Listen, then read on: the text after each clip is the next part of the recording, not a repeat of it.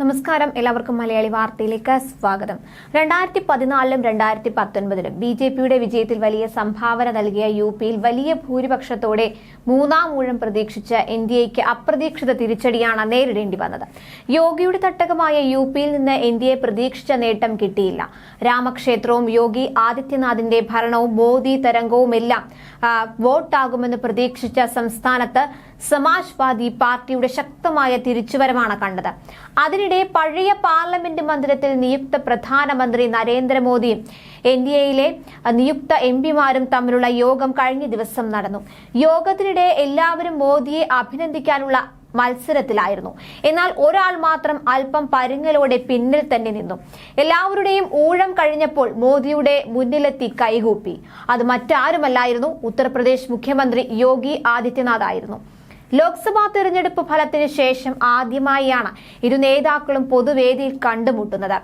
Parliamentary യോഗത്തിന്റെ തുടക്കം മുതൽ മ്ലാന വദനനായിരുന്നു യോഗി. പ്രസംഗം കഴിഞ്ഞ മോദിയെ അഭിനന്ദിക്കാൻ മടിച്ചു നിന്നപ്പോൾ അമിത്ഷായാണ് യോഗിയെ നിർബന്ധിച്ചത്.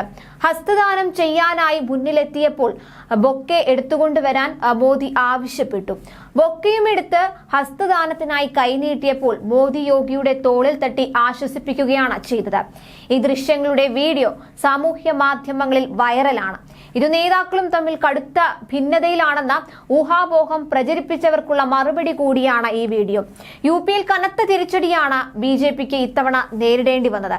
2019-ൽ 62 സീറ്റുകൾ നേടിയ ബിജെപിക്ക് ഇക്കുറി 33 സീറ്റ് കൊണ്ട് തൃപ്തിപ്പെടേണ്ടി വന്നു.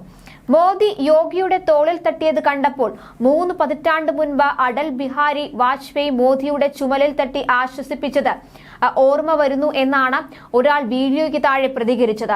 ജൂൺ 5-ന് യോഗിയുടെ 52ാം പിറന്നാളിന് ആശംസ നേരാൻ മോദി മറന്നിരുന്നില്ല.